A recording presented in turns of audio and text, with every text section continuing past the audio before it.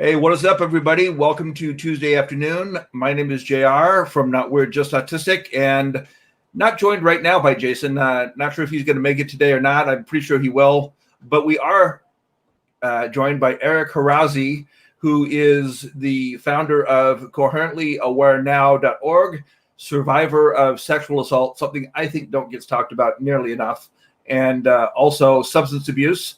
And I think we got a really, really good subject to talk about. So, I'm not going to delay it much longer. So, Eric, how are we doing? Hi, how are you? I'm great. Thank you very much for joining us from probably nice, sunny Florida. Thank you. Well, it's rainy today, but okay. Thank you so much for having me. No problem. It's almost really raining in Missouri, too. Yeah, it's must just be a bad weather day. Yeah, it's been raining. Yeah, Branson's near Springfield, Missouri. It's been raining Missouri. since last night here, so. All right, well, Eric. I'm sorry, what? I said, well, like I said at the beginning, you are a survivor of sexual assault and substance abuse. So why don't you just tell everybody a little bit about yourself and your story, and we'll go from there. So about 12 years ago, when I was 30, I was sexually assaulted. I was never really a drug addict. I maybe smoked weed once in a while when I was in high school, and I maybe got drunk maybe 3 times in my life. And I was doing, my background is theater, and I was doing summer stock up in Massachusetts. And I was going to a job down in Nashville, Tennessee. And right before that, I met someone up in Massachusetts, and we were just going to hook up. And he had some meth there, and he's like, "You want to smoke some?" I was like, "Why not? Let's just try it. I've never tried it before. Let's just try it." And he got me very high, and then he shot me up with meth, and I was sexually assaulted for about 8 to 9 hours. Wow. Not with him, only for a little bit, and then he gave me one of his friends took me to another house and then kept me in a basement for 8-ish hours. Wow. And that was my first real trauma. And when you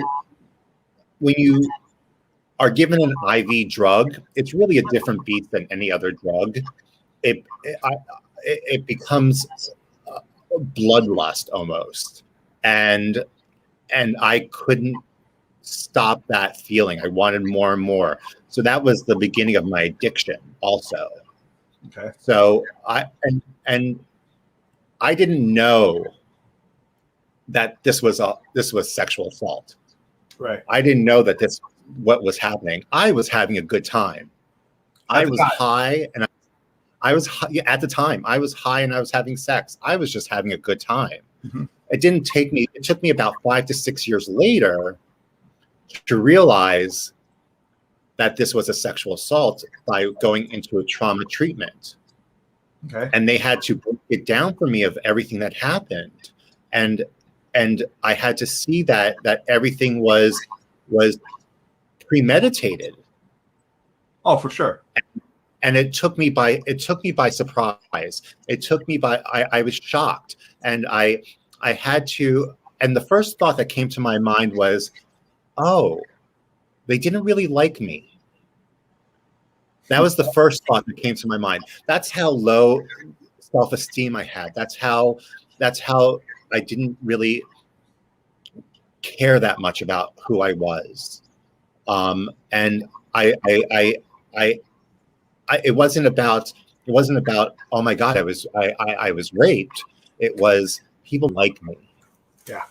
So that was an issue that we had to deal with, that we had to put on the back burner, because we had to work on that also. So throughout the 11 years, I had maybe four to 5 major sexual assaults, and I'm still using. I'm relapsing. I'm functioning. I'm not functioning. I'm working. I'm having a very good career in theater. And in the span of 11 years, we probably maybe came to realize that I was probably sexually assaulted about 50 times. Throughout your life? Throughout the 11 years, 12 years. My God, yeah. 50 times in the 11 years. Throughout the 12 years. And we say that it was consciously and not, like, it was consciously and not consciously. Like, when they have something called trauma repetition, where you want to repeat your first trauma over and over. And that's what I was doing for majority of this. I wanted to repeat what happened.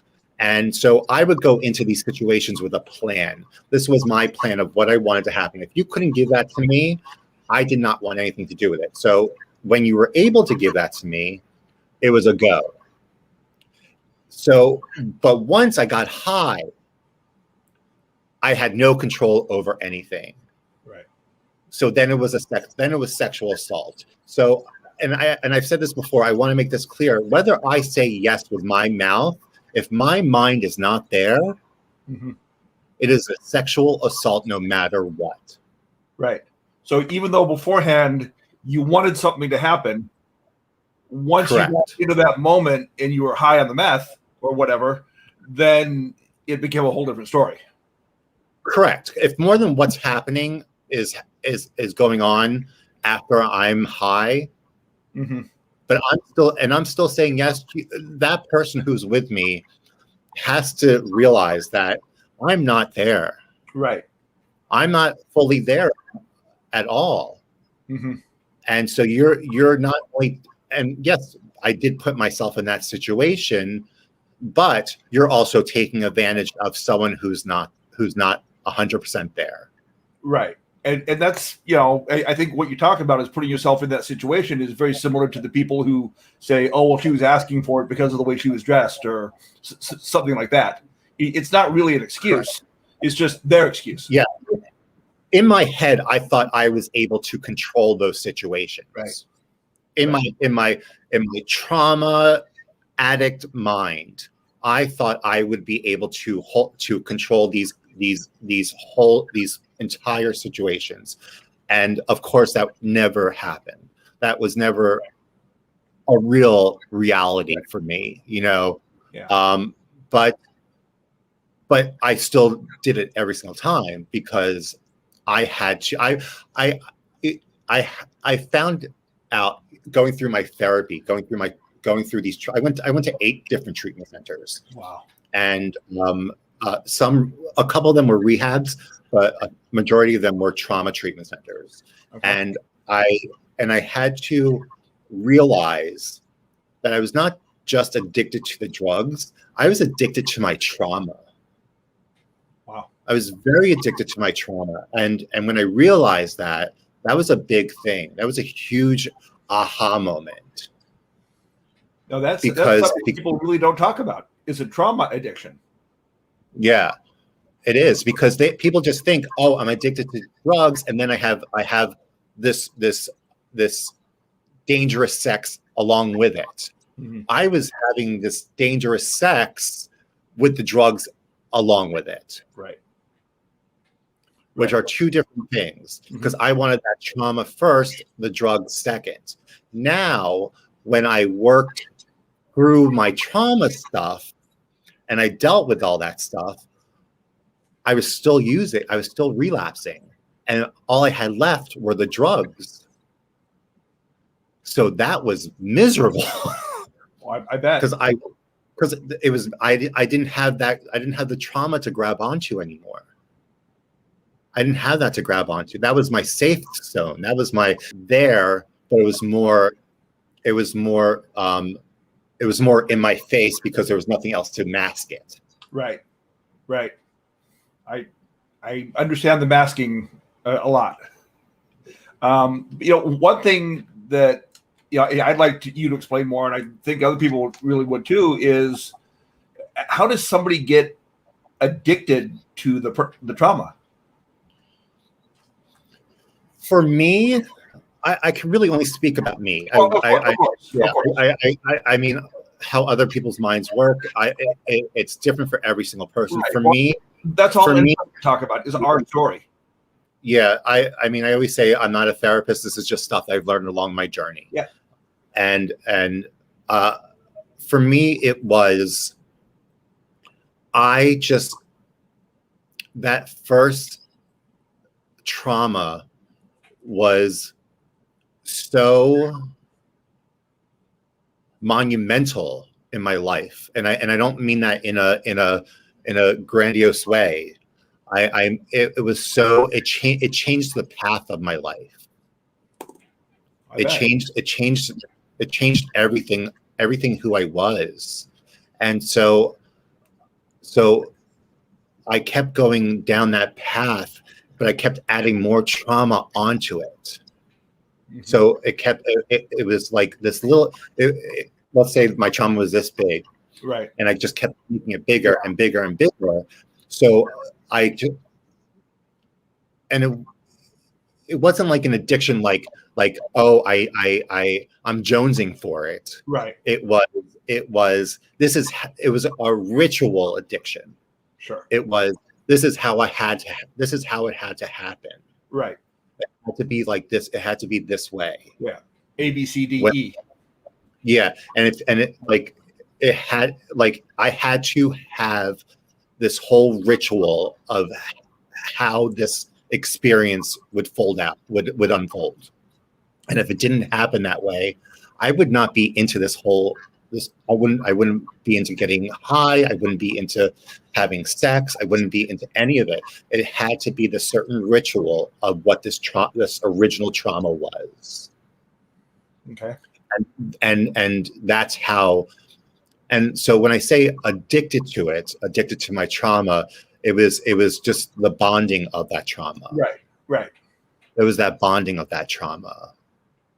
And I kept looking for that trauma. It was kind of like I was chasing that high again. Yeah. That high is, whatever that high might be. And it might sound to some people, it might sound, why would you do that? Why would you want to put yourself in that situation?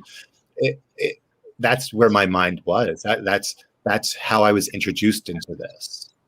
Oh, anybody with addiction of any kind, they're going to ask the same questions. I mean, people are going to ask you, why would you want to do that to yourself? Yeah. And no one I mean, some people get high, they get high. This was never I thought I can try it a little bit and then I'll be done. Mm-hmm. This person had other plans for my life. Yes. And that's the important thing. The other person has the plans. Not you. Which is the difference. They had other plans for my life. Right. I didn't have the choice of what I wanted to do. Right. And the control was taken from you. That's correct. So every time when I went into these situations and I thought I can control it, that was me trying to take my control back. Mm-hmm. And then I would lose it again. Right. And then I would lose that control all over again. And so every time I would try to redo this, it was always me trying to get the control back. So it was this horrible cycle. And I would feel defeated and then go back again to do it. I would feel defeated and then go back again to do it. It was always me it was struggle of power. Yep. That's really what it was. It was struggle of power. And it took a lot of therapy to realize that I didn't have to do it anymore. Like I didn't have to hold on to that. I didn't have to hold on to what they thought their purpose of my life was. Mm-hmm. It wasn't fair to me. It wasn't fair. It wasn't. I was trying to be. I'm not trying to be. I was this person who, and I kept blaming them, and I kept saying, well, and I kept blaming myself too. And I was like, well, if I didn't go there, if I didn't do this, and I didn't do that, and I had to at some point not forgive. I didn't have to forgive. That didn't even have to be in the equation, but I had to release it. Mm-hmm. And that was a huge thing. I had to release it. Yeah. And to release it took a lot of crying, a lot of disassociating, a lot of people holding my hand, and I had to trust people that they were leading me in the right direction. I'm sure that was quite hard after all of that other stuff was going on. Oh, trust was very hard for me. Trust. I mean, it was very, very hard for me, especially going into treatment centers.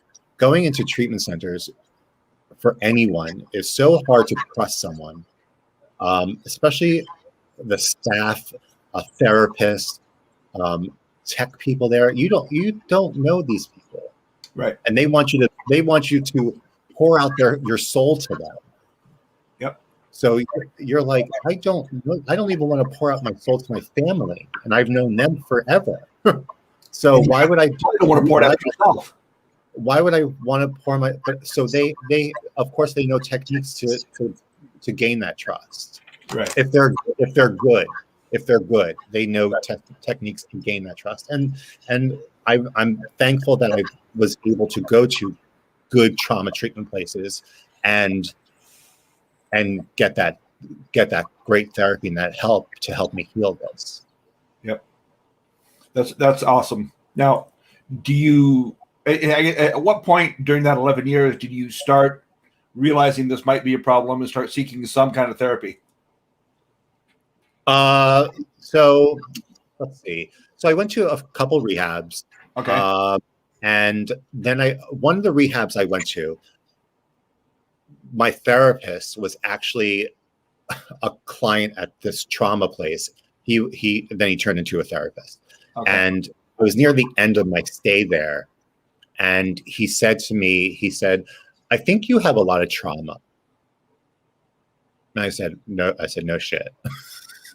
Really? Have you not been listening during my whole stay here? I mean, but he goes, and I want you to go to this place that I went to. And so this was probably 7 years ago. Six, maybe 6-ish years ago.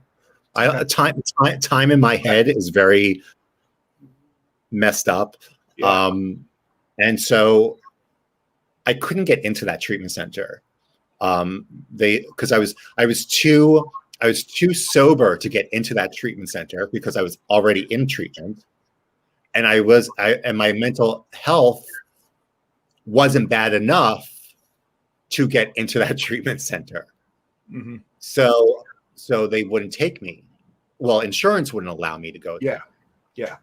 So I had to go out, and I left that treatment center, and within 3 weeks I relapsed. Wow. And he saw that. He saw that. Were they treating the right thing? You think? What? Do you think they were treating the right thing?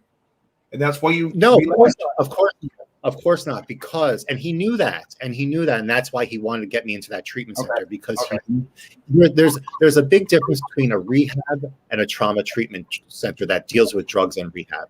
You have to, and like I said, I'm not a therapist, but you have to deal with both of them head on. You can't deal with one and not the other, because there's always going to be trauma there. And even if you come out of there sober, you're just going back out there with all the shit that you went in there with. You have to deal with that. You have to deal with that stuff.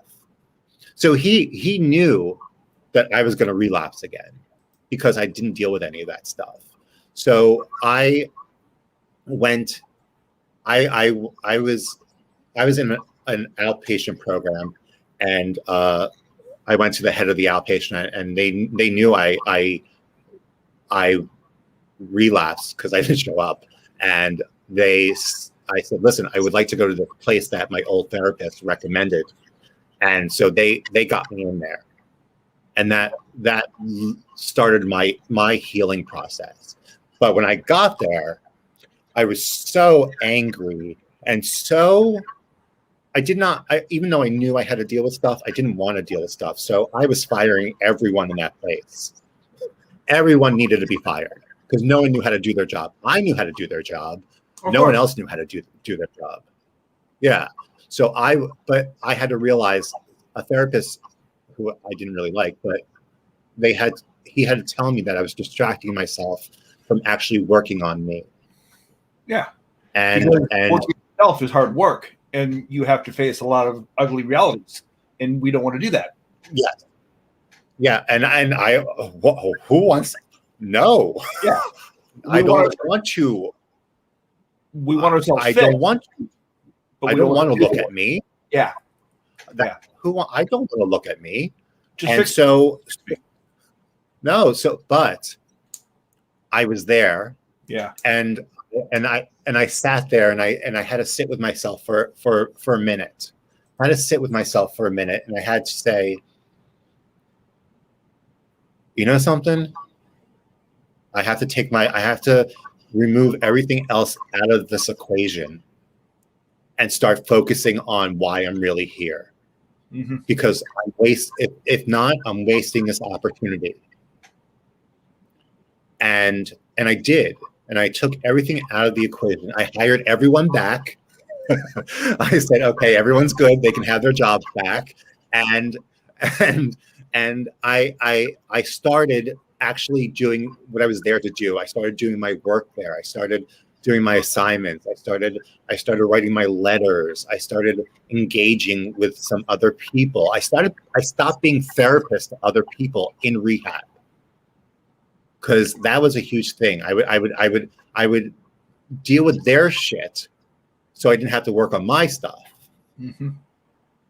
And it wasn't that I knew better than them. It was easier. It was just easier. But once I started doing that, I wasn't fully healed. Of course not. I went back to that rehab 1.5 more times after that. And then I went to another one in Nashville. I went to another one in Arizona. I went to I went to another one in the Smoky Mountains. It took so many different times to get to this moment. And that's okay. Yeah. And that's okay that it did that. But the nice thing is you were willing to put forth that effort to go back all those different times with those different places until you found what really worked for you. Yes, because even when I was using, I there was always a part of me that wanted to be sober. There was always a part of me that wanted to be healthy, because I was not in my soul. I knew that this was not where I was supposed to be. Remember, someone put me on this path. Right. And I knew in my soul that I was not supposed to be here. I did not know how to navigate in this world of drugs and everything. I did not know how to navigate myself through that. I was kind of just thrusted in there. And so I had to learn how to survive in this. Mm-hmm. In this world. And it's very hard. And for anyone who doesn't understand that, you don't understand that. It's a very hard world to survive in. And if you can survive in that, I mean, you are an amazing person if you can survive in that world. Oh, for sure.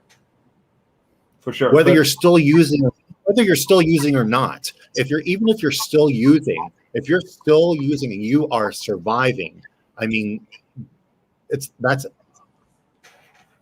amazing. It's amazing to me. Yeah.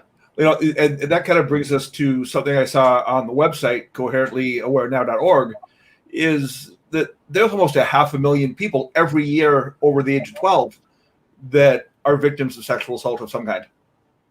Yes. Yes. I mean,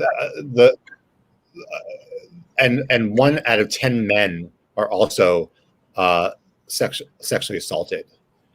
And that's not the story we hear, is it? I mean, we don't hear many things about men being sexually assaulted just because it's not the norm.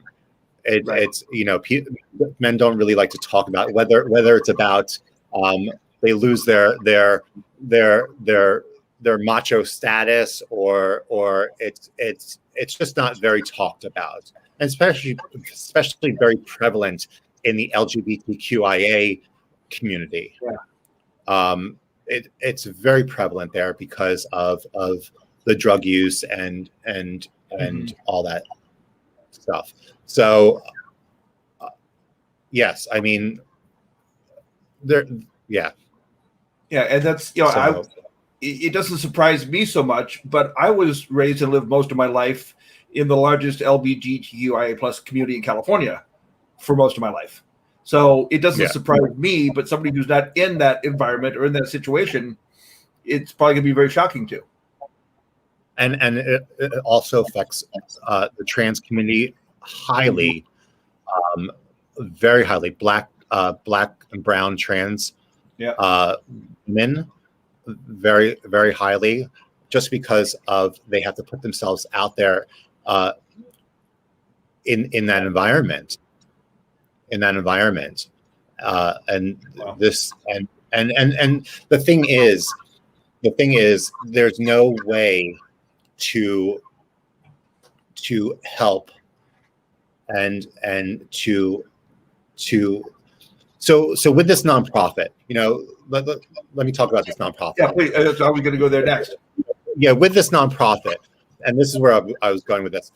The healthcare and funding to get people into treatment is so non-existent. It's so non-existent, and we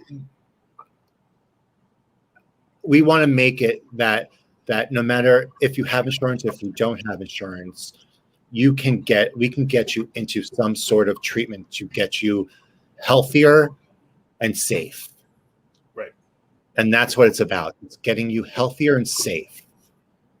And it's really what it all comes down to, isn't it? Is healthy and safety? Yes. I mean, healthy and safe. I mean, and we want to show you that you are cared for. It took me so long to realize, to understand that the spot that I'm standing in is worth the spot that I'm standing in. Mm-hmm.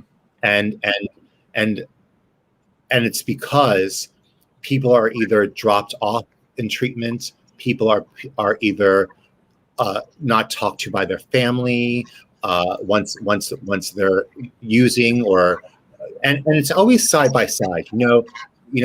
Our main goal is sexual assault, but everything else is umbrellaed underneath. Drug, substance abuse, mental health, eating disorder, self-harming, because you can't have one without the other. Right. You cannot have one without the other. And so Coherently Aware now, we are the first in the US to secure funds for people to get them into a good treatment center, to advocate with them while they are in the treatment center, to make sure that the treatment center is safe for them, that they're getting the therapy that they need, that the food is good, the housing is good, because some people don't have voices. Yeah. In treatment. I mean, I did. I'm a loud person. I had a voice in treatment, but even a loud person can sometimes not have, because when you're in treatment, you're seen as the junkie, as the mental case, as the person who just doesn't talk. Like, you're just seen as the person who has no validity whatsoever. So when a third party comes in and says, we need to get this person something, if they come in and help advocate for them, the whole narrative starts to change for them. That whole narrative will change for them. Mm-hmm. Because it becomes more solidified as, because we're not in there. We're on the outside. We're someone else. So we want to advocate with them. And then also we want to help fund into either an IOP or get a therapist, or have into a halfway, something after for their exit plan, for maybe 20 to 30 days after, just to get them started. And like I said, we're first in the United States to do this. We launched in 2019, and then the pandemic hit and we had to stop. And so we relaunched the beginning of the summer. We had our first big fundraiser in August. We did Rocky Horror Live, and we raised around $10,000 for that, which is amazing for our first big fundraiser. But we can always use donations. Yeah. Currentlyaware.org. at www. Actually, you can go to that website, or you can go to www.thesafecircle.org. The Safe And Circle? both thesafecircle.org, and both domains will take you there to that website.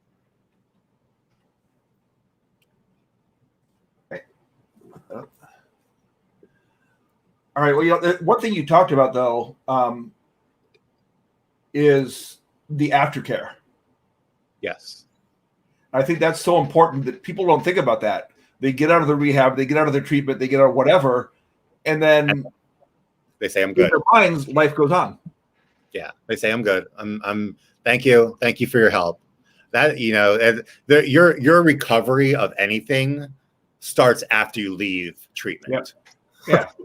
The treatment is just getting the plan in place. And that needs to be and it's not always told to people. They try to help you make a plan, but some people can't afford. Like I said, some people just can't afford it. Some insurances won't cover it. So it's not that they don't want to do it; it's that they can't have access to it. They don't have the resources to do it. Yes, they don't have access to this. So what are they to do? What are they going to do? They start regressing back to where they were, and everything that they did in that 30 days or that 60 days just disappears. So now they have to go back into a treatment center because everything they learned is gone. Right. You have to upkeep. It's kind of like a car. You have to upkeep everything. I do my therapy every week.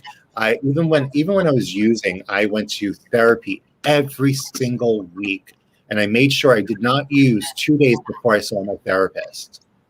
And right after I left my therapist, I got high. Of course. Because I knew I needed to see her.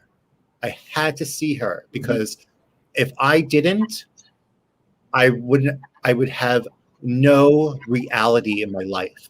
She was my little bit of reality that I had.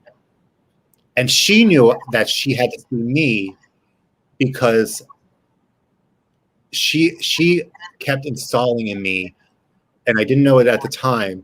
She kept saying, I can't wait till you see your best self. I can't wait till you see the person who you are. And I would just be there sobbing. And I couldn't understand why she kept saying this to me. And she was having therapy with me without even knowing that that she was having therapy with me. And she was installing those thoughts in my head. We have to keep installing these thoughts into everyone's heads, that they are good enough, they are worth something, that they have a better self, they have a higher purpose. Like, these are thoughts that we have to keep installing into people, into our younger people, into our teenagers, into the people who are our peers, because everyone needs to keep hearing this. Oh, for sure. It's very important that people need to hear this, because even if you don't think it's doing something, it's still doing something. Yeah. Yep. I told therapists in the past, that you may not, when I, move to somebody else, just so you know, you may not think you've helped me, but you really have. And it was because it's just what you said. I mean, they're saying things that are sticking in your mind. They just stick. You may not show them that it's working, but you know that it's up here, and that what they said really sticks with you. Yeah. And like I said, and it should be, I think as humans, and I said this to someone else, we became so sterilized in our lives to other humans that we forget how to build people up. Yeah. And I think that's also a big downfall of how people are navigating their lives right now, especially during this pandemic. And so we forget to tell people that they're important, that their lives matter, that they're worthy of this spot, that they've done this spot, and we just think that they know this automatically. We just think that people know this automatically, that this is something that it's a thought that they're just going to have normally, and we don't. I mean, I deal with depression a lot.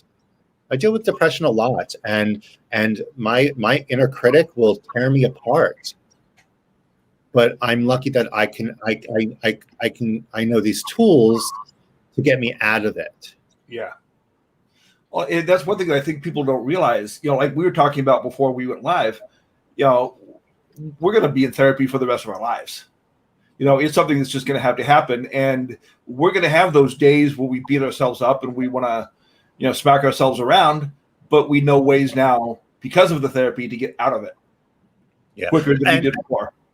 But and also what we're talking about, therapy is not accessible to everyone. And that's the problem. So if we can't make it, like we're not everyone's therapist. No. We don't have to be everyone's therapist, but we can be, how do I word this? We can be hope to people. We can humanize people. We can do all those things without having to be their therapist, and we can still make people understand how much worth they have. Right. And we still need to make therapy accessible to people because it's important. It's very important. And that's therapy for whatever reason. It needs to be out there. It doesn't matter if it's depression, anxiety, whatever, or, sexual assault or drug abuse or whatever. Therapy needs to be there for people, period. Yes. And I'm hoping that with this nonprofit, we can make it accessible to people who don't have the funds, who don't have the insurance, who may have insurance but can't fully pay for it. Yeah, it only covers so many sessions a year or whatever. Yeah, we want to make it accessible to everyone. I mean, this is something that's so important, especially right now in these times. These times are so hard right now for everyone. It's so hard, and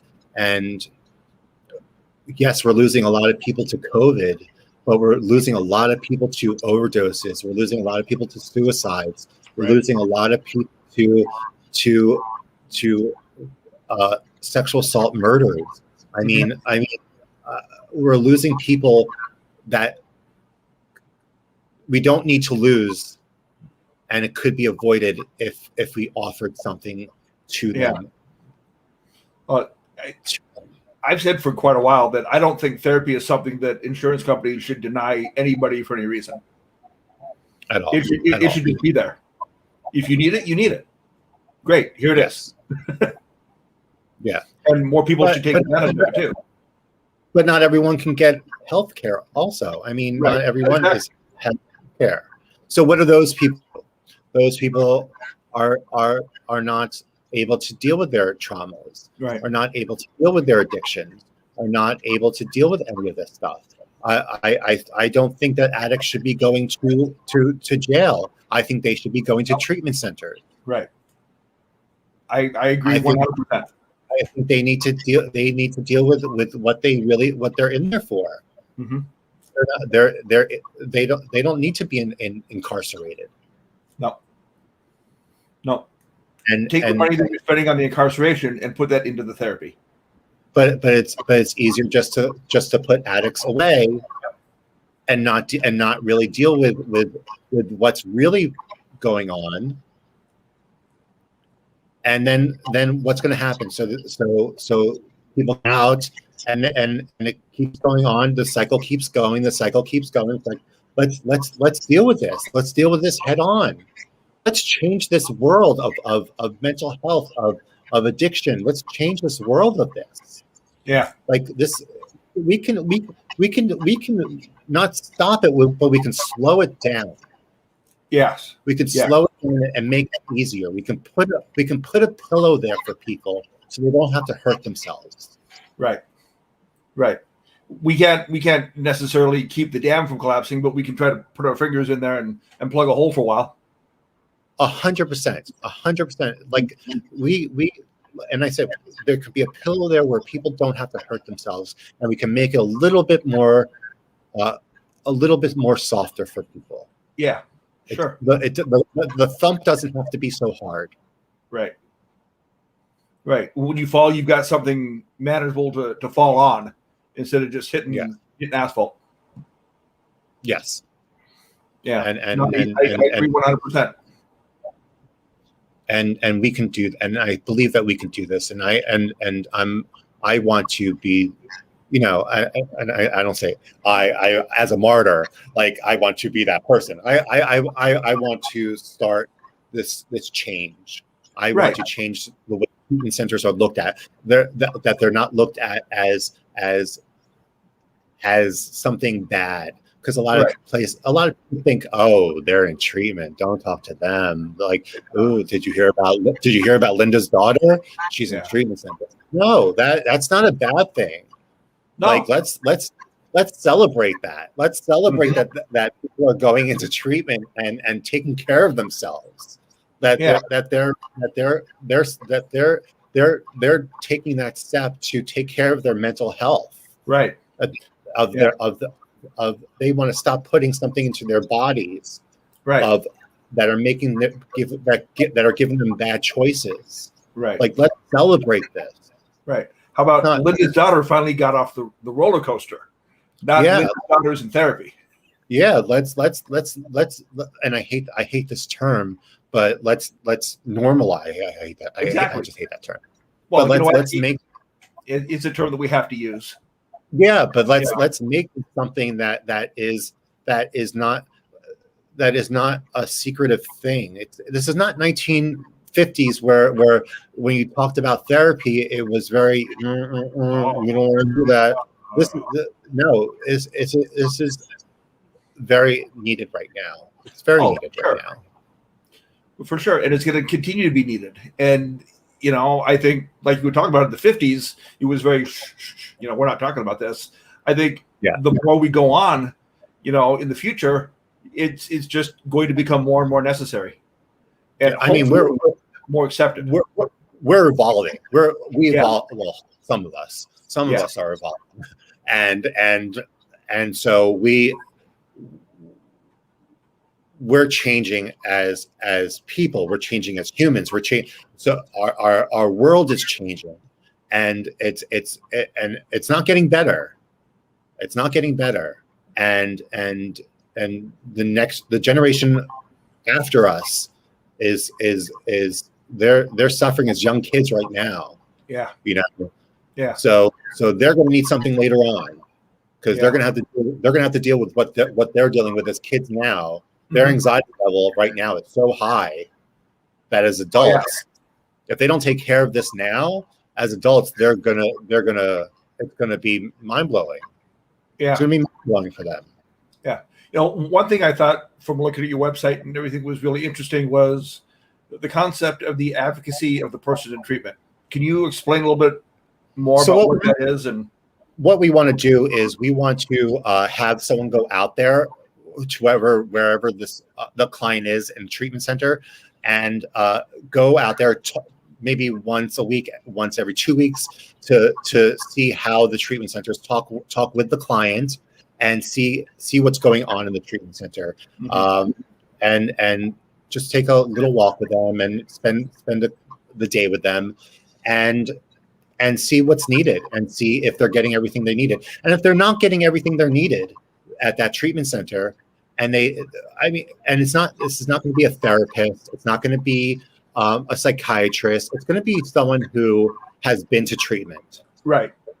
So, because no one wants to talk to any more therapists, any more doctors, no one wants to do that while they're in treatment. So it's going to be someone who has real life experiences. Right. And we can tell, we can tell if someone's lying and just saying, I want to get out of here type thing.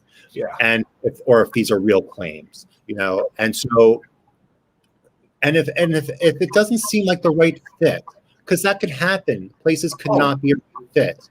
Mm-hmm. We'll have the right to remove them from that property and move them into a different treatment center. Right. And then in our contract, it would be, we get money back from whatever we put in to show that it's about the client and it's not about the money. Yeah. Yeah. Well, and like you said, I mean, it may be being LGBTQI plus, in a facility that doesn't really cater to that or understand that, or it could be, whatever issues you might have, just being in the wrong, it's just not the right fit. And I was in a treatment center, and there were some people in there with their pronouns, and the tech people were not being respectful of their pronouns, and that's a problem. That was a problem, and they did not feel safe that way. Sure. That was an issue for them, and I understood that. And I mean, so that's the type of stuff. Like if you don't, we want to see how well your staff is trained. We kind of want to make it as if you're a good treatment center, you have the stamp of approval from Coherently Aware Now. Sure. And it's one because. Thing. Go ahead. No, well, because every place can get accredited or by corporation, by the accreditation place, but they don't get regulated by anyone. No, treatment centers do not get regulated by anyone, even by insurance companies. I mean, as far as I know, as far as I know too, in my discovery, they don't get regulated by anyone. So we want to make sure that these places are regulated. Because they get away with too much or not enough. Right. And that's a problem. Yeah, they're either overly taking things too far or taking things not far enough. Or not far enough. Yeah. And so they're neat, and every client is different. They have to realize that it's not one size fits all. It's many sizes are going to fit different things, and you have to accommodate for that. And so that's why we want to advocate with them. And I keep saying with them because we do not want to advocate for them, because at some point they will need to know how to stand up and speak for themselves and advocate for themselves. We don't want to take that away from them. This is their recovery. This is not our recovery. This is their recovery. Yeah, and that's a really good point. It's something I've never really thought about before. When I say that I advocate for the autistic community, I'm really not advocating for them. I'm advocating with them. Yeah, I mean we. Because many people speak, they'll think that it's not that you'll have to speak for them. We don't want to speak for it. That's not what we want to do. Right. You want to be the voice for the people that can't speak up, but you don't want to just be the voice. You want to work with other people. They'll have plenty to say with us. They'll have plenty to say with us. Right. And that's our plan for our advocacy program. That's awesome. Thank you. Completely amazing. Thank you. I appreciate that. No problem. I mean, it really is. Like I said, it's something that in over a decade, I've never really thought about using the term advocating with instead of advocating for. But the idea that I'm advocating with people has always been there. But I just just not use the right terminology. Yeah, I used to in the beginning of this, I would say we would advocate for, and then I was like, why am I saying that? Like, I don't want to advocate for people. I want to advocate with people. And and in the beginning, I would say that. Right. And because I would say I wouldn't want people to talk for me. That's because I've had that time people would talk for me, and I hated it. Right. I hated it. And I always would say, this is my recovery. Why are you making decisions for me? Like, you should not be telling me how my recovery should be going. Right. I want to be a part of I want to be at the table when you're talking about this. Yeah. You can talk about some general things like, your recovery should include this and this and this. Yeah. But I want human being, and whatnot. But you can't speak for the individual. Yeah, I want a seat at this table, and I deserve a seat at the table. Yep, absolutely. And it's not being, I deserve this, I deserve that, I deserve this. That's different from saying what I need to help me become a healthier person. Right. Those are two different things. Oh, exactly. And I think every single individual deserves a seat at that table. Yes, 100%. Yes. Not just people like you and I who will advocate, with certain groups, but every single person needs a seat at that table. Yes. So, and everybody has a voice. Like the picture of the blue frame over my shoulder, was painted by a 12-year-old nonverbal autistic boy. Well, he can't speak with his words, but he can speak. That's amazing. He can speak with his paper. That's great. Everybody's got a voice. It may just not be verbal, but everybody's got a voice in some way. Yeah.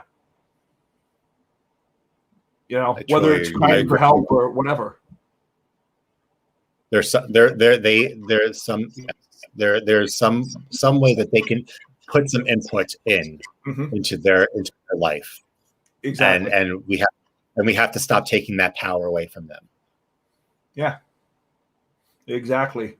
So what else can you recommend that people do besides, trying to find some treatment of some kind, besides donating to your group?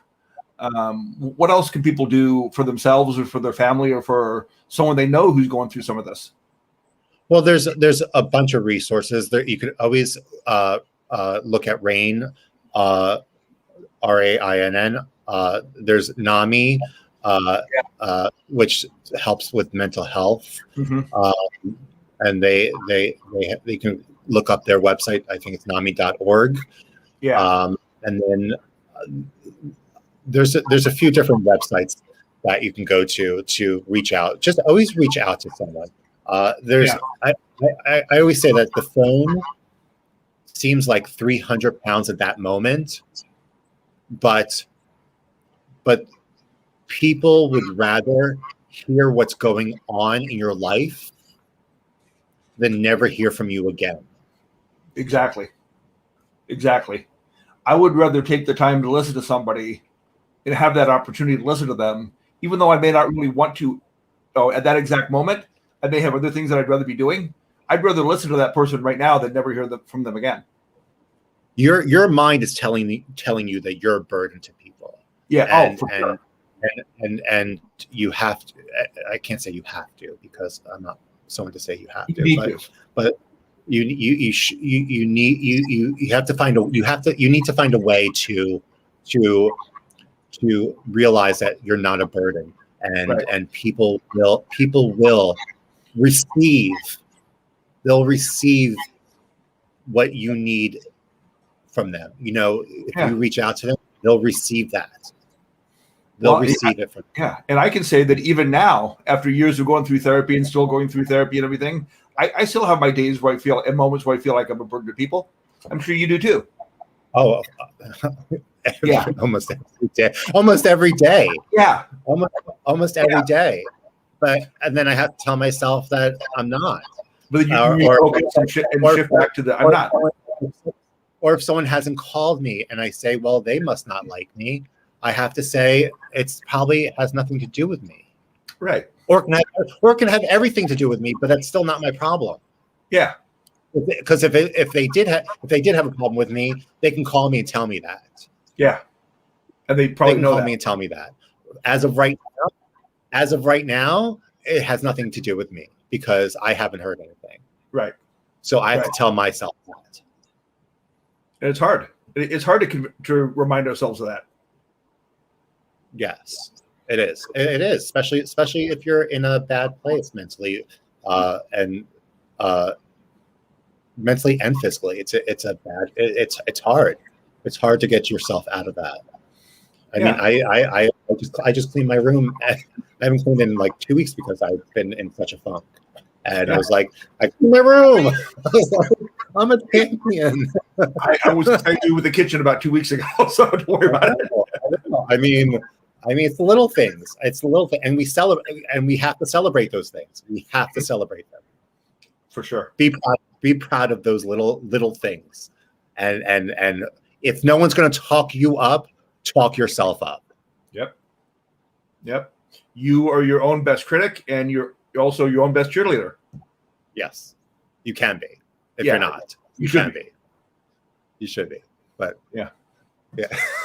Yeah, no, it's true though. I mean, people see others and they think, oh, well, they're so together. They got, they came out of this and they got it all together. No, we don't.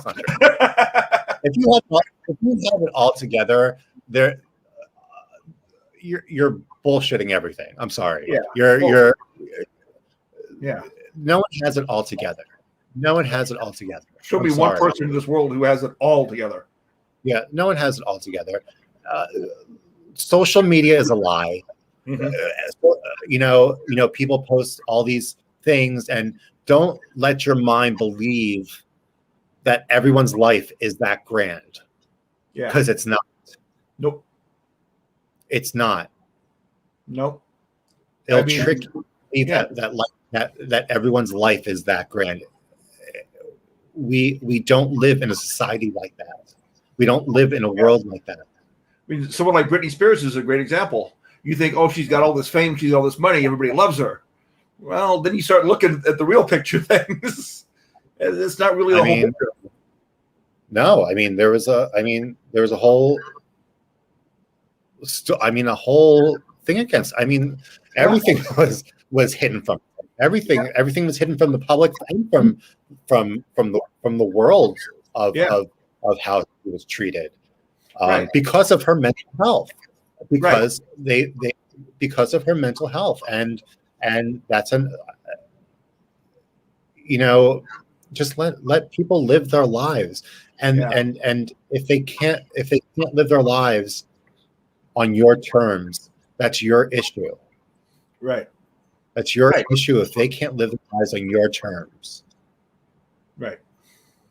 So, Eric, if you had one thing or two things to say to somebody that you really just wanted to condense everything down and them to take away from all this, what would it be? These questions always get me. Okay, one or two things that you would wish you would have known back then.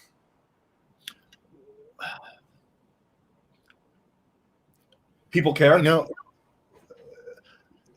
That the one thing that I knew but I didn't know was that I always said that I was alone, and even in my worst spots, and I was never alone. There was always some type of resource or person that I could have called, and I had to fight. I should have fought those voices in my head to let myself know that I truly wasn't alone. Because I think I could have been, there would have been so many more people who probably would have reached out to me if I would have reached out to them at certain situations.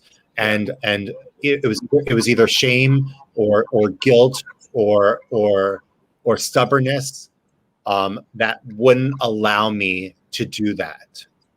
And it's not that I would have really changed it, but I wish I would have been more self-aware of me as a person. And now I am. I'm more self-aware of who I am as a human, and so it's possible for that to happen. To be more self-aware of and humanize yourself. Right. Yeah, I agree. Well, hey, the safecircle.org, coherentlyAwareNow.org. People can go to both of those places and find out more information about you and your projects and get involved that way. I appreciate you taking the time. This has been a great hour, and it really doesn't so much. It doesn't seem like it's been an hour. You know, I know. It was like talking to a friend. Thank you so much for having me. That's what it should be. That's what I want this to be. You know, we should be having conversations. You know, not some formal. These are the questions I'm going to ask you, kind of thing. You know. It was great. I had a great time. Great. Well, Thank you so much. I will let you know when this is up on the podcast, and we'll definitely do this again sometime down the road. Okay, great. Thank you so much. Take care. Have a great day. Bye. You too.